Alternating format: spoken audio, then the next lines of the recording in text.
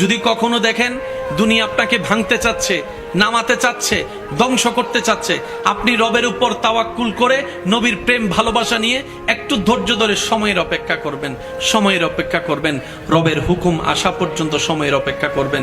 মনে রাখবেন, ভাঙ্গা জিনিসগুলাকে আল্লাহ এমন ভাবে সুন্দর করে নতুন করে সাজাবে, আপনাকে এমন সুন্দর জীবন দান করবে, যারা আপনাকে নামাতে চেয়েছিল তারা আপনি পর্যন্ত আর পৌঁছাতে পারবে না। সুবহানাল্লাহ।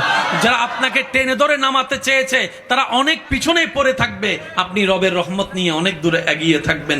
মনে রাখবেন, শুধু একটু সয়ে যাবেন, একটু ধৈর্য ধরে থাকবেন, একটু সহ্য করে চুপ করে থাকবেন।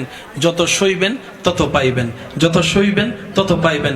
কোনো আফসোস নাই, কোনো আপত্তি নাই, কোনো হা হুতাশ নাই। রবকে শুধু এতটুকু বলবেন যখনই মন খারাপ হবে, সিজদায় মাথাটা ঝুঁকিয়ে, ইয়া রব, আমি যা পেয়েছি কোনো কিছু পাওয়ার যোগ্যতা আমার কাছেই নেই, সব তুমি দয়া করে দান করেছো, সব তুমি দয়া করে দান করেছো।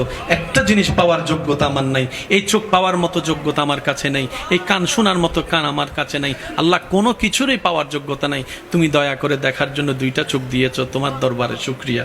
সুবহানাল্লাহ। তুমি শোনার জন্য দুইটা কান দিয়েছো রব, তোমার দরবারে শুকরিয়া। কিভাবে শুকরিয়া আদায় করবো রব? আমার কাছে বাসা নাই, হাজার গুনাহ করেছি, তুমি রিজিক বন্ধ করে দাও নাই, ফজরের নামাজ পড়ি নাই, ঘুম থেকে উঠার আগে তুমি তো আমার জন্য নাস্তার ব্যবস্থা করে দিয়েছো। সুবহানাল্লাহ।